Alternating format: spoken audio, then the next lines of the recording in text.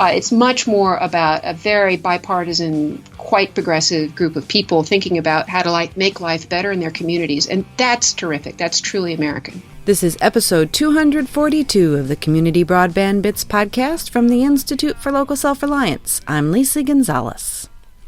We're pleased to have Susan Crawford back on the show this week.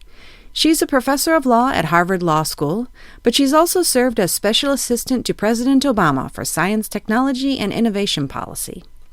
Susan's CV is too long for us to go through point by point. She's authored several publications, including The Responsive City Engaging Communities Through Data Smart Governance and Captive Audience, the Telecom Industry and Monopoly Power in the New Gilded Age. She's been on the show before to talk with Christopher about access to high-quality connectivity, and it's always a pleasure to have her back.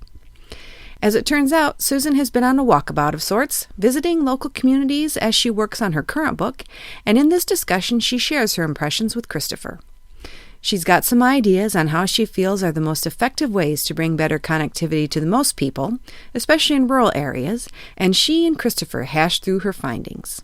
Hey folks, this is Chris Mitchell, the host of Community Broadband Bits, and I just wanted to ask you if you could do us a real big favor to help us spread this show around, and that's to jump on iTunes or Stitcher, wherever you found this show, and to give us a rating, give us a little review, particularly if you like it. If you don't like it so much, then maybe don't do that, but if you're enjoying this show, please give us a rating and help us to build the audience a bit.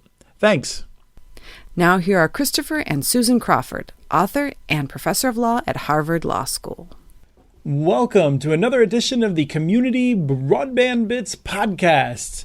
I'm Chris Mitchell with the Institute for Local Self-Reliance, and today I'm speaking with Susan Crawford once again, a professor of law at Harvard Law School. Welcome back to the show. Hey, Christopher, thank you for having me on. I've always enjoyed our conversations, and I've enjoyed your books, and I found an excuse to bring you back on absent another book, but I think you have a lot of interesting things to say about where all of your travels over many years have brought you, so maybe we can just lead in with a hint of what that would be. Well, actually, Christopher, these travels are in service of a book, so I'm hoping to emerge with that book relatively soon, but what's happened is that recently, after some wonderful trips to Wilson, North Carolina, and Greensboro, North Carolina, and Chattanooga, Tennessee, all places where you've been or that you've looked at, I think I'm beginning to understand how to talk to people about the importance of fiber optic community organized networks, and particularly the importance of wholesale sort of street grid like fiber networks. And here's how this works, I think. All the elements that a community needs to have in place in order to carry off the task of organizing to ensure alternative community overseen wholesale fiber, all those elements are in turn essential for communities to take on the next set of challenges, which are things like stubborn levels of poverty, difficulties with health outcomes, trying to integrate immigrants into a community. And communities that are doing this well are going to be models for the country, because we have all of these problems as a country as well. And I think that in the end, we're going to need the federal government to see this as a key industrial policy that in turn is essential for everything else the country needs to be able to do. So it's not as much fiber as an end in and of itself, although it's going to have plenty of great economic spillovers. But you can't talk about economic development without also talking about social justice. And the communities that are working on fiber networks really have those twin goals in mind, and it's leading them into many other well-organized and important conversations. Well, I think it's a great overview, and I absolutely share where you want to go. And it feels odd. 10 years I've been spent on trying to help communities have great connectivity, and of course, you're right. The goal is not just to have great connectivity; it's to do things with it. But I'd like to just push in on one particular word of what you mentioned, and I think this is something that you've long been an advocate for: the wholesale model. And it's worth pointing out that the more astute listeners who have been following this for a while might recognize that two of the three places you've just visited, Wilson and Chattanooga, they've done an incredible job of connecting their community, of trying to make sure no one's left behind, of focusing on business as well. But they're not wholesale networks. So I'm curious what makes wholesale so important to you. It's extraordinarily important for the current political climate to be able to say that government is not directly competing with the private sector, but is instead facilitating all kinds of competition and economic growth, or making available the equivalent of a street grid. Now, both Wilson and Chattanooga had pre-existing electrical utilities and were already in the business of direct customer service. So they'd already passed over that hurdle.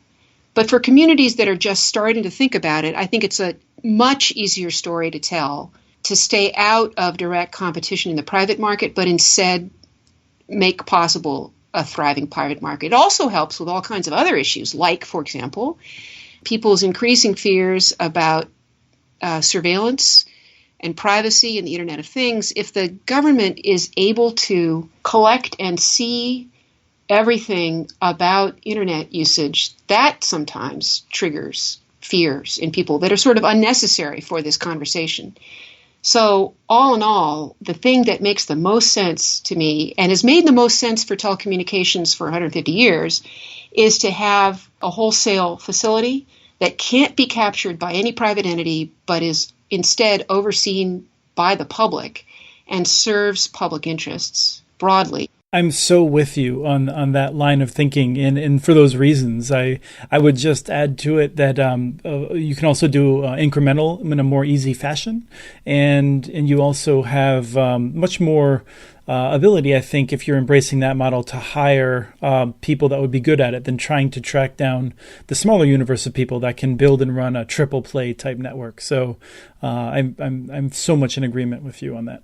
Well, thanks. I think that's right. And I think that both as a matter of emotion and intellectual thought about these networks, it makes intuitive sense to people of all political stripes that the street is not controlled by any one private actor, but instead makes possible all kinds of commerce. And so I am happy to see the developments in places like Rockport, Maine, and Idaho, I think San Francisco, that are thinking about leasing out their dark fiber assets or already have.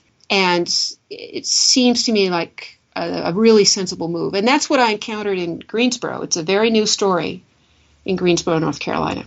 Well, do you want to tell us a little bit about it? I've been following it from afar, but I'd love to hear what you've learned. Well, what was so wonderful about being there a couple of weeks ago is that they're just starting. There's a leader inside City Hall, Jane Nichols, who deeply understands this issue. And there's concern in Greensboro that they're neither Raleigh nor Charlotte. They're right in the middle. But they have a long history of consensus and discussion stemming from Quakers showing up in Greensboro a long time ago. And they are thinking about their economic and social justice survival into the next 100 years. It turns out that Greensboro has a lot of dark fiber already that's controlled by the city, and that they are now exploring how they could lease out that dark fiber in targeted pilot areas to make possible terrific connectivity in areas that are traditionally underserved in Greensboro. Greensboro is pretty much controlled by Time Warner Cable. Something like 90% of subscribers are to Time Warner Cable, particularly in the leafy western suburbs. And the city is exploring what its next step is. Well, and I think it's worth reminding people that North Carolina severely limits what Greensboro can do, but that law does not prohibit dark fiber approaches. So as long as they stay dark, once again, it's sort of another reason for that wholesale model. There's only one state I can think of immediately, and there might be one or two others. But even states that really prohibit business models generally don't limit dark fiber approaches. Right, and the thought had been, I think, on the part of the incumbents that got those state laws passed, that it would be impossible economically to have thriving wholesale networks. So why not allow that in as a loophole that wouldn't really be effective? But the world has changed. And with so many more video options available over the top of internet networks, and with people really understanding that high-capacity access is a utility and not a luxury, there is a business model these days for a dark fiber offering, I believe. Well, I'm curious, in your travels, have you had a sense that there's a lot of companies that are willing to take this up? Because we know several, Ting, Sonic, there's X-Mission in Salt Lake City that are able to take advantage of these, but there's not enough to date. And my bet has been if we have more cities that build these networks, that there will be more of those ISPs that develop. But it is a bet. It's not something I'm certain of. Right. And I think we're seeing that in Greensboro also. There's a local company that has already done this on a dark fiber network in High Point, North Carolina. Name of the company is North State, and they responded to the city of Greensboro's request for information. They're a local ISP that's very interested in riding on top of that dark fiber. And we certainly saw in places like Stockholm and Seoul that competitors will show up if you make this available to them. For the existing incumbents in America, they're so huge, the four companies that control telecom policy here, AT&T, Comcast, Verizon, and Time Warner, Charter or Spectrum now, that they, as a matter of religion, can object to using wholesale networks. But there's some smaller actors that may break ranks, companies like Cox, companies like Cable One, who don't see the point, frankly, of running a soup to nuts network and would be happy to ride on top of a wholesale offering. As someone who has also traveled quite a bit, and almost everything that I've learned has come from traveling and gathering people's stories, and I sometimes feel like I'm a story thief. I'm curious, in your recent travels in North Carolina and Chattanooga, is there anything that you would be excited to share with us? Yes, I'm very excited about something that happened in Wilson just in November 2016. The electrical utility there, Greenlight, which provides some of the fastest fiber connectivity in the country, they're now making that available to both apartment houses and public housing units for $10 a month. It's a 50 megabit by 50 megabit symmetric connection. And they're finding that take-up in public housing units, so adoption of that $10 a month bill being added to your rent, is somewhere in the neighborhood of 70 to 80%. And I think we've had for a long time a couple of fictions in our minds. One, that it wouldn't be cost effective to offer service at such a low price. And that turns out not to be true because bandwidth is really cheap. And two, that low income people wouldn't be interested because we had to, give them all kinds of literacy training and bring them up the ladder. That's not true either. So I think Wilson is really showing the way with that program. I find that very exciting. As you were saying that, it actually reminded me of something from a recent podcast we did talking with a co-op in, I believe it was northern Missouri, mentioning that they actually have, I think their base offer is 25 megabits symmetrical for $40 a month. But they said that they actually have a lot of people that are taking a mid-tier package. They're going up to 100 megabits because they want more access. I think a lot of the old rules, things that we thought were set in stone, either never were or are changing dramatically now. Right. I think one of those is that you have to have a triple play. The next is that nobody needs this. And the final one is that people are going to resist the idea of government involvement in fiber. I think all three of those turn out to be myths at this point. Right. So let me ask you if did anything pop out of Chattanooga while you were there? I actually think Chattanooga, as I was thinking about it, is probably the only place in the entire planet where anyone in the city can get 10 gigabit service. I don't think there's another city in the entire world that can say that. It may be true tomorrow somewhere else in the world. Right. It's not impossible. Chattanooga really gave me this insight that, EPB and the fiber network there really happened because of a long tradition of rethinking Chattanooga that starts with the waterfront and opening up the aquarium and has a mayor challenging Harold DePriest to say, what are you going to do for the city? That's all of a piece with Chattanooga continuing to reinvent itself, never resting on its laurels.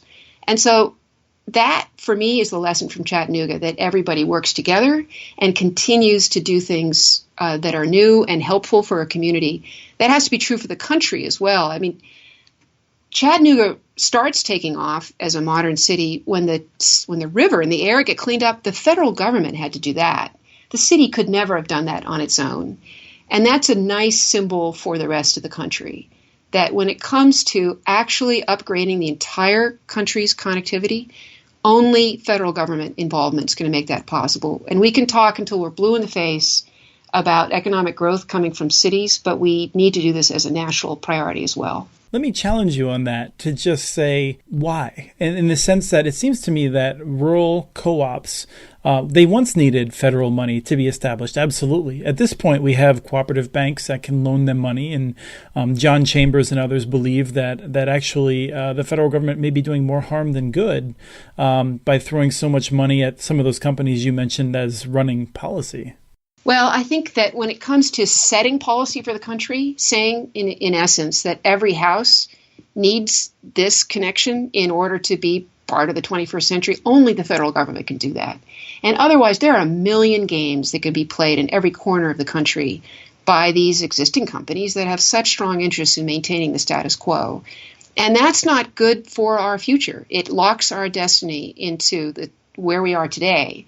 And you can have, a million struggling rural co-ops, and they're never going to get there as fast or as completely as a matter of oversight as the federal government. You're right. And I'll say that one of the things that I think is a limitation of mine, and I don't know that everyone here at the Institute for Local Self-Reliance has this, but, in my sense, I want to make sure that every community that wants to do something can do it themselves.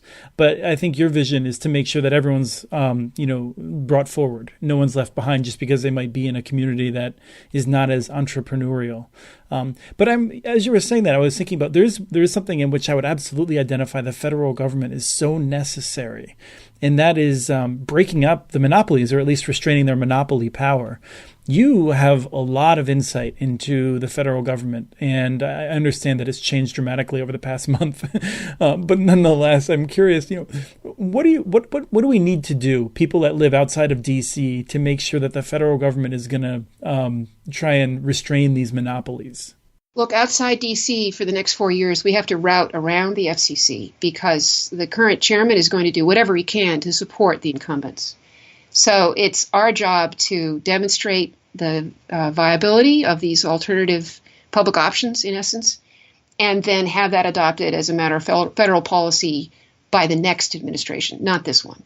One of the things that I've been arguing is that I think solving this problem in rural areas is not nearly as hard as solving it in urban areas. I think that making sure people that live in cities, low-income people in particular, have high-quality access is the hardest challenge we have. And I'm just curious what you've been thinking along those lines.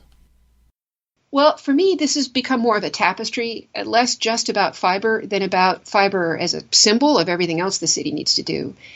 Chattanooga has terrific connectivity. It's too high priced for people living in poverty in Chattanooga to afford. And the structural issues undergirding stubborn poverty in Chattanooga and the terrible problems in their public schools, that all needs to be addressed by the same mesh of community powers that took on the fiber question. So for me, things are broadening. It's not just about connectivity. It's using connectivity to make visible existing structural problems and then using the community affordances that made fiber possible as the elements that drive the city forward. And I think Chattanooga is quite capable of that, and it's just beginning to work on it, but it's continuing to evolve. Just being a gig city is not enough. There's a lot more that needs to be done. Well, Susan, this has been a fun conversation. I'm really looking forward to your next book. Your first book, Captive Audience, is considered a Bible by many people. I think a lot of people got involved in this because of it. I thought your book, Responsive City, was terrific. I thought it's far beyond the thinking of most smart city discussions, and in some ways, I actually think it's made me more critical of smart city discussions because I think you have a much better framework. So I'm very excited for it. And I will just give you a chance if you have any final comments that you want to share with our audience before you go and write the next book, and then we bring you back on. Thanks. Just a note of optimism on all these travels in America over these last few weeks for me. No one's talked about Mr. Trump. It doesn't matter what he's up to. It's much more about a very bipartisan, quite progressive group of people thinking about how to make life better in their communities. And that's terrific. That's truly American. Absolutely. I think that's a great note of optimism, and thank you for it. You're welcome. That was Susan Crawford, professor of law at Harvard Law School, author, and telecom maven. We have transcripts for this and other Community Broadband Bits podcasts available at muninetworks.org/broadbandbits. Email us at podcast@muninetworks.org with your ideas for the show. You can follow Chris on Twitter. His handle is @CommunityNets. You can also follow muninetworks.org stories on Twitter. The handle is @muninetworks. Subscribe to this podcast and all of the podcasts in the ILSR podcast family on iTunes, Stitcher, or wherever else you get your podcasts. Never miss out on our original research. Subscribe to our monthly newsletter at ilsr.org. Thank you to Break the Bands for the song Escape, licensed through Creative Commons. And thanks for listening to episode 242 of the Community Broadband Bits podcast.